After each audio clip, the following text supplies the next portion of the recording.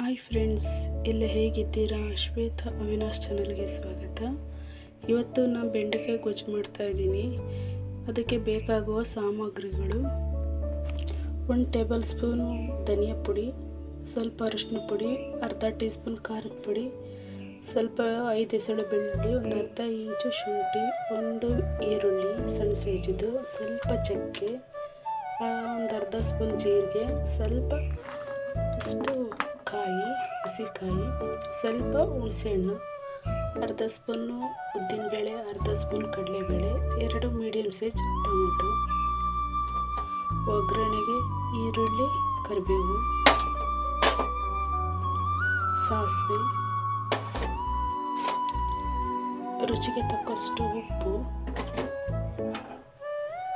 ಮಾಡಲು ಅಡುಗೆ ಎಣ್ಣೆ ಒಗ್ಗರಣೆಗೆ 1/4 kg ಬೆಂಡೆಕಾಯಿ ತೊಳೆದು ನೀಟಾಗಿ 2 ಸರಿ ಬಟ್ಟೆ ಒರೆಸ್ಕೊಂಡು ಉದ್ದುದ್ದ ಕಟ್ ಮಾಡ್ಕೊಂಡಿನಿ. ಈಗ ಎಣ್ಣೆಲಿ ಫ್ರೈ ಮಾಡ್ಕೋಬೇಕು. ಬಾಣಲಿ ಇಟ್ಕೊಂಡಿನಿ, ಬಿಸಿಗಿಟ್ಟಿದ್ದೀನಿ. ಸ್ವಲ್ಪ ಆಯಿಲ್ ಹಾಕ್ತಾಯಿದ್ದೀನಿ.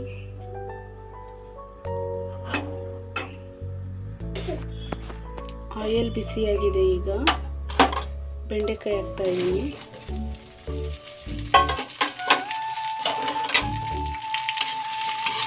ಚೆನ್ನಾಗಿ ಫ್ರೈ ಮಾಡ್ತೀನಿ. ಎಷ್ಟು ಚೆನ್ನಾಗಿ ಫ್ರೈ ಮಾಡಿದ್ರೆ ಅಷ್ಟು ಚೆನ್ನಾಗಿ ಬೆಂಡೆಕಾಯಿ ಗೊಜ್ಜು ಬರುತ್ತೆ.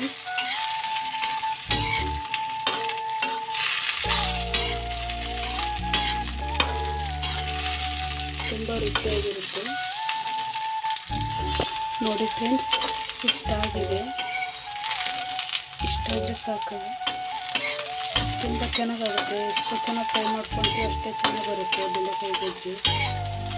ಇಷ್ಟಾದರೆ ಸಾಕು ಫ್ರೆಂಡ್ಸ್. ಸ್ಟವ್ ಹಾಕ್ಬಿಡೋಣ. ಇದೇ ಬಾಣಲೆಯಲ್ಲೇ, ಬೆಂಡೆಕಾಯಿ ಹುರಿದ ಬಾಣಲೆಯಲ್ಲೇ ಒಂದು ಸ್ವಲ್ಪ ಎಣ್ಣೆ ಹಾಕ್ತಾಯಿದ್ದೀನಿ.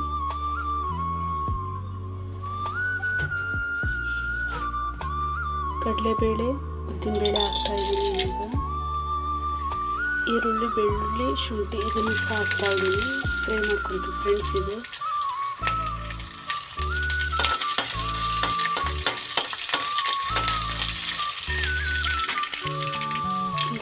ಕಾಯಿ ಹಾಕ್ತಾಯಿದ್ದೀನಿ. ಇದನ್ನು ಸಹ ಫ್ರೈ ಮಾಡ್ಕೋಬೇಕು. ಇದನ್ನೆಲ್ಲ ಇಟ್ಕೊಂಡು ಫ್ರೈ ಮಾಡ್ಕೊಳ್ಳಿ.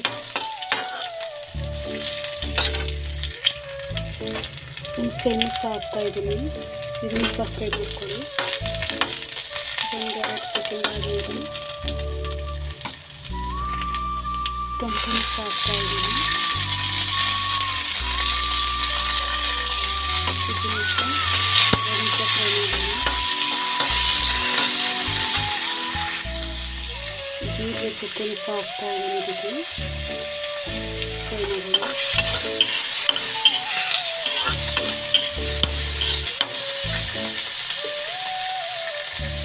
ಆಗಲೇ ತೋರಿಸ್ತಾ ಇಲ್ಲ ಫ್ರೆಂಡ್ಸ್. ಈ ಕರಿಬೇವು, ಕೊತ್ತಂಬರಿ ಸೊಪ್ಪನ್ನು ಹಾಕ್ತಾಯಿದ್ದೀನಿ. ಇದನ್ನು ಸಹ ಫ್ರೈ ಮಾಡೋಣ. ತುಂಬ ಚೆನ್ನಾಗಾಗುತ್ತೆ ಫ್ರೆಂಡ್ಸ್.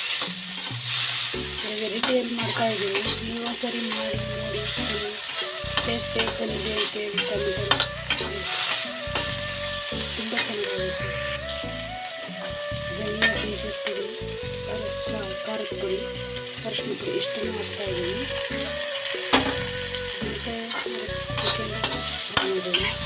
ಇಷ್ಟ ಆದರೆ ಸಾಕು.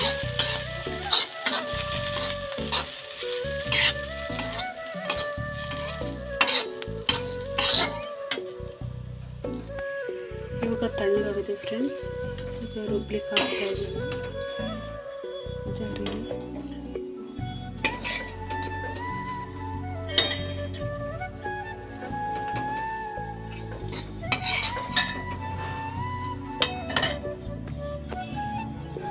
ಇದರಲ್ಲಿ 1 ಕಪ್ ನೀರು ಹಾಕ್ತಾಯಿದ್ದೀನಿ. ಇದು ನೈಸಾಗಿ ರುಬ್ಕೊಂಬರೋಣ. ಪಾತ್ರೆ ಬಿಸಿಗಿಟ್ಟಿದ್ದೀನಿ ಫ್ರೆಂಡ್ಸ್.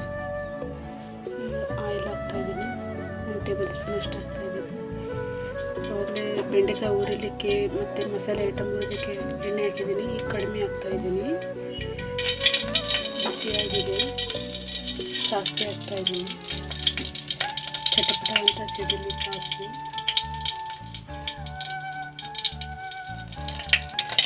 ಚಟಪಟ ಅಂತ ಇದೆ. ಕರಿಬೇವು ಈರುಳ್ಳಿ ಹಾಕ್ತಾಯಿದ್ದೀನಿ. ಇದನ್ನು ಸಹ 2 ನಿಮಿಷ ಬಾಡಿಸ್ತಿದ್ದೀನಿ.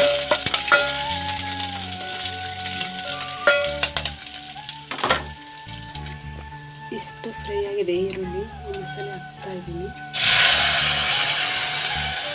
ಮಸಾಲೆ ಏನು ಕಲರ್ಫುಲ್ ಬಂದಿದೆ. ವೆಜ್ಜಲ್ವ ಮಾಡ್ತಿರೋದು. ಸ್ವಲ್ಪ ಒಂದು ಬೌಲ್ ನೀರು ಹಾಕಿದ್ರೆ ಸಾಕಾಗುತ್ತೆ.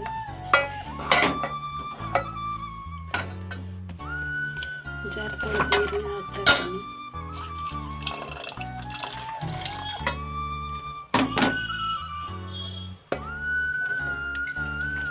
ದಪ್ಪ ಬೇಕಂದರೆ ದಪ್ಪ ಇಟ್ಕೊಂಡು ಸ್ವಲ್ಪ ನೀರು ಬೇಕು ಅನಿಸುತ್ತೆ.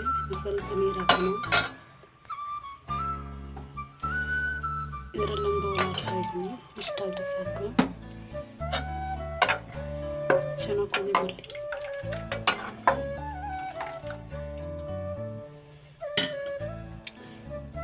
ರುಚಿಗೆ ತಕ್ಕಷ್ಟು ಉಪ್ಪು, ಒಂದು ಅರ್ಧ ಟೀ ಸ್ಪೂನ್ ಇದೆ. ಮಿಕ್ಸ್ ಮಾಡೋಣ. ಚೆನ್ನಾಗಿ ಕುದಿ ಬರಲಿ ಫ್ರೆಂಡ್ಸ್. ಈಗ ಹೇಗಾಗಿದೆ ನೋಡಿಬಿಟ್ಟು ಕುದಿ ಬರ್ತಾ ಉಂಟು. ಈಗ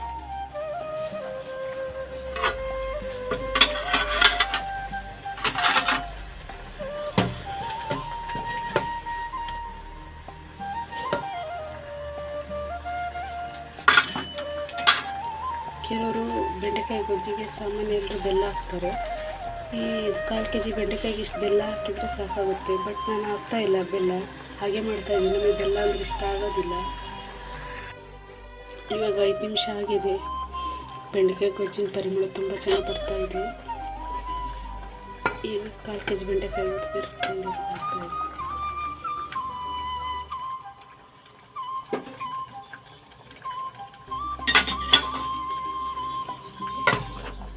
ಕಡಿಮೆ ಅರಿಯಲ್ಲಿ ಒಂದು 5 ನಿಮಿಷ ಚೆನ್ನಾಗಿ ಅದು ಆಗಬೇಕು.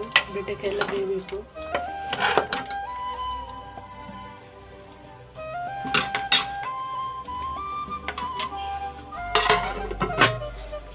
ಐದು ನಿಮಿಷ ಆಗುತ್ತೆ ಫ್ರೆಂಡ್ಸ್. ಈಗ ಹೇಗಾಗಿದೆ ನೋಡ್ರಿ.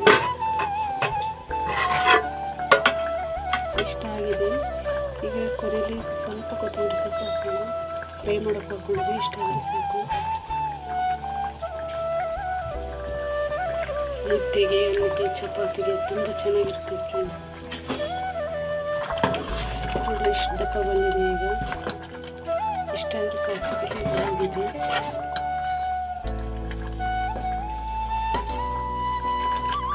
ಯಾರೆಲ್ಲ ನೋಡ್ತಾ ಇದ್ದೀರಾ ಹೊಸದಾಗಿ ಪ್ಲೀಸ್ ಲೈಕ್ ಮಾಡಿ, ಸಬ್ಸ್ಕ್ರೈಬ್ ಆಗಿ, ಆದಷ್ಟು ಫ್ರೆಂಡ್ಸಿಗೆ ಶೇರ್ ಮಾಡಿ. ಶ್ವೇತಾ ಅವಿನಾಶ್ ಚಾನಲ್ಗೆ ಸಪೋರ್ಟ್ ಮಾಡಿ.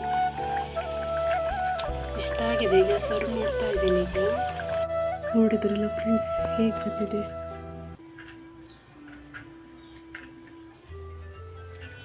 ಸೂಪರ್ ಬಂದಿದೆ ನೋಡಿ.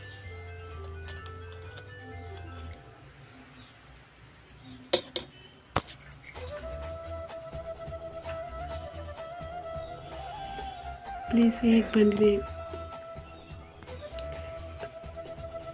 ಬೆಂಡೆಕಾಯಿ ಗೊಜ್ಜು ಹೇಗೆ ಬಂದಿದೆ ಮನೆಯಲ್ಲೂ ಟ್ರೈ ಮಾಡಿ. ಹೇಗೆ ಬಂದಿದೆ ಕಮೆಂಟ್ ಬಾಕ್ಸಲ್ಲಿ ತಿಳಿಸಿ. Thank you.